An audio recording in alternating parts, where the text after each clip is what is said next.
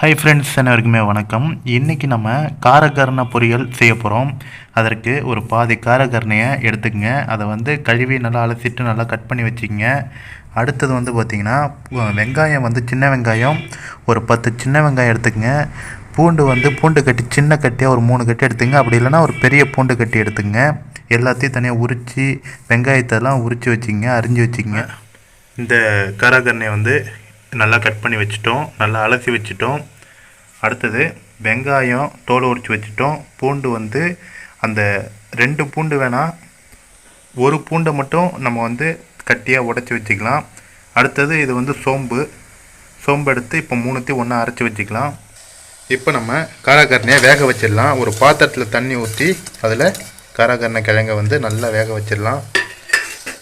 ஒரு 10 நிமிஷம் நல்லா வெந்தாலே போதும். இப்போ அடுத்தது நம்ம இதில் மஞ்சள் தூள் ஒரு 1/4 ஸ்பூன் ஆட் பண்ணிக்கலாம்.